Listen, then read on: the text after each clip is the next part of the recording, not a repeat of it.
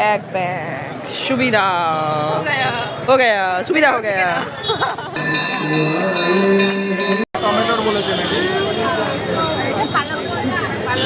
জানি না কি হবে। বেনারসে আজ ছিল আমাদের তৃতীয় দিন, আর আজকে আমরা বেনারসের একটু অব্বির জায়গা চুনার, উত্তরপ্রদেশের মির্জাপুর জেলায় প্রায় বেনারস থেকে 40 কিলোমিটার দূরে এসে পৌঁছেছিলাম চুনার ফোর্টে। বাবা কত ভালোবাসা রে। হ্যাঁ করলে ঘুমোচ্ছিলাম আমরা, এত টায়ার্ড আমরা। বলো কোনো একটা প্রোগ্রাম থাকার জন্য এখানে বেশ ভিড় ছিল, বাট দেখতে গেলে পর্যটক আমরাই ছিলাম। ওই খাবার আটকে তো আমরা এসে পৌঁছলাম চুনার ফোর্ট। किले में जाकर केला खाएंगे। अब अगर पुलिस वालों ने पकड़ लिया तो इसको यहाँ पर ही हमको खा कर जाना पड़ेगा। छिला छिला उसका हाथ के दो रहे छिला के दे देगा। हिंदी কত সুন্দর হিন্দি বলছি আমরা। छिला केला खाकर, किला में केला खाकर छिला उसके हाथों में देकर हम जाएंगे। পুরোটাই আমাদের মজা করে কথা বলা। সিঁড়িটা কেন জানি না হাঁটতে খুব ভালো লাগছিল, কোনো কষ্ট হচ্ছিল না। আর ওই পাশের যে বিল্ডিংটা দেখছো ওটা ইংরেজ আমলে বানানো কারাগার, আর এদিকে রয়েছে একটা ওপেন মণ্ডপ। মায়েরা যেটা ভিড় করে দেখছিল এইটা ছিল কার্ল কোটরির একদম সামনেটা, আর এই সোনবা মণ্ডপের গায়ে নাকি রত্ন খচিত ছিল গাইডদের মতে, যেটা আলোতে ঝলমল করে উঠত। তবে এটা ছিল অভিশপ্ত। মন্দির এখানেও তোমরা পাবে, আর পুরো বিল্ডিং চত্বরটা ছিল এরকম। গাইডদের কথায় এই মণ্ডপে বিয়ের দিন বরদের হত্যা করা হয় বলে এই মণ্ডপটা ছিল অভিশপ্ত। আর ওই দিকের বিল্ডিংটাতেও তোমাদের নিয়ে যাব।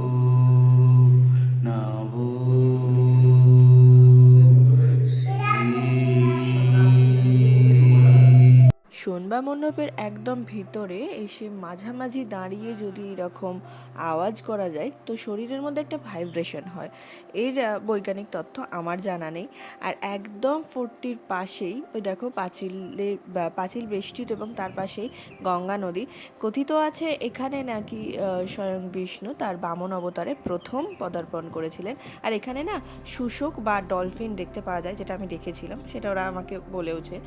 তারপর চলে এসেছিলাম ওই যেটা তোমাদের দেখালাম একটা অন্য দিকের বিল্ডিংটাই, সেদিকে।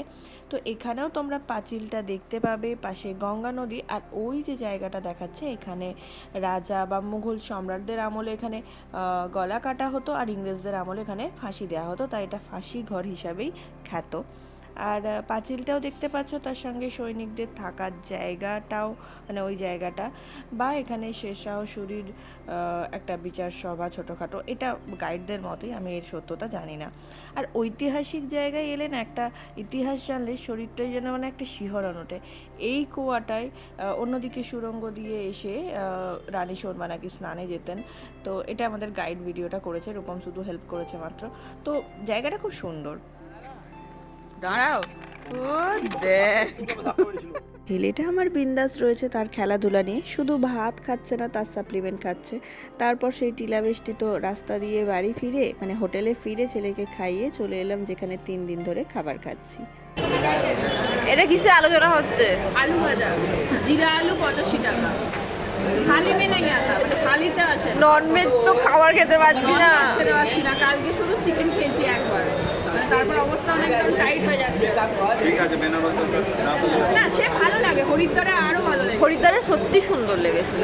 খানে কি বাদ কুছ তো মিঠা হোনাই চাইয়ে, তো সেই জন্য রূপম চলে এসেছে জিলিপি খেতে। আমি যদিও বড্ড মিষ্টি বলে জিলিপি এমনিই অ্যাভয়েড করি, কিন্তু সত্যি এটা খেয়ে দেখেছিলাম, দারুণ খেতে। ভালো খেতে।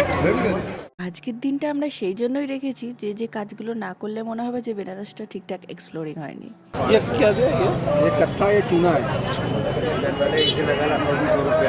তো বুঝতেই পারছো আমরা পান খেতে চলে এসেছি। মানে আমি যদিও পান একদমই পছন্দ করি না, সেই জন্য আমরা 5টায় পান বানাচ্ছি। 2 বাবার খাওয়া হয়ে গেছে, এখানে 2 মা, দিদিভাই, মানা, রূপমের হচ্ছে। বাট এত কিছু জিনিস দিচ্ছে, সিরিয়াসলি আমার না পানটা খেতে এত ইচ্ছা করছে যে চিন্তার বাইরে। তো ভাবলাম খেয়েই নিই। খাই কে পান বানারস ওয়ালা। এতদিন পান খেলে বুকে কষ্ট হতো, এখন দেখি না খেলে কষ্ট হবে। এখনো জিনিস দিয়ে যাচ্ছে, এটা পান না পান মিষ্টি? আমি না নিয়ে মনে হচ্ছে মিস করব। পান খায় না, সেই জন্য এক টুকরো কামড় দিয়েছি, কিন্তু দোকানদার বললেন একবারে মুখে পুরুন, তবে এটার টেস্ট পাবেন। এরকম পান আমি জীবনে খাইনি, সত্যি সত্যি খাইকে পান বানারস পান। পান আসে শ্রীরামপুর থেকে, আমাদের বাড়ির কাছ থেকে, বলছে ঠিক কথা, কিন্তু পানটা খেলাম আর মুখে মিলিয়ে গেল। এত জিনিস দিয়ে যে পান পাওয়া গেল, মিলিয়ে গেল পুরো। ওটাই বাপি বললো। না একটা রিফ্রেশ হয়ে গেল, দেখো ব্যাপারটা একটা। তুই বলছিস খাবি না? একদম কাশী বিশ্বনাথের 1 নম্বর গেট তো তার উল্টো দিকে। দারুণ। প্রথম দিন নৌকা থেকে আমাদের আরতি দর্শনে মন ভরেনি, তাই তৃতীয় দিনে একেবারেই সামনে থেকে দর্শন করতে এলাম।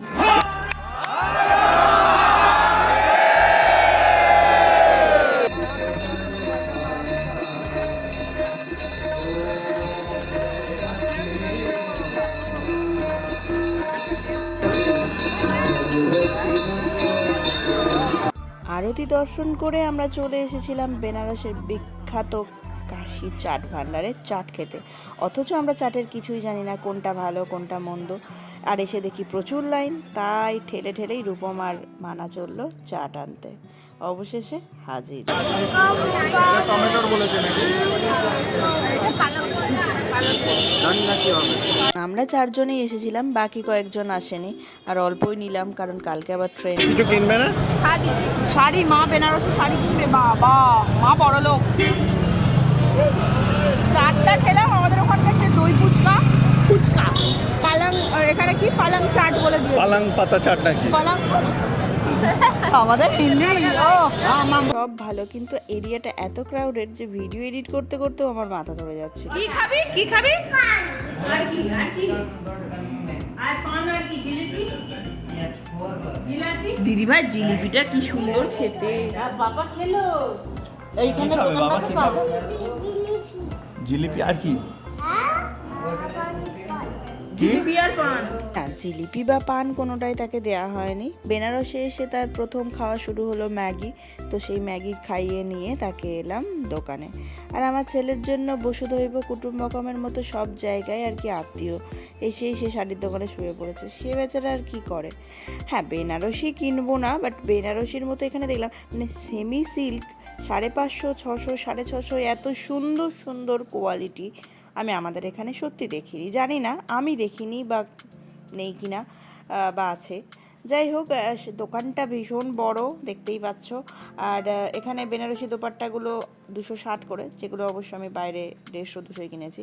আর এখানে শাড়ি ভাঁজ করা চলছে একদিকে বিক্রি চলছে। তবে হ্যাঁ, এখান থেকে আমরা 4-5টা শাড়ি কিনেছি। ব্যাস হয়ে গেল।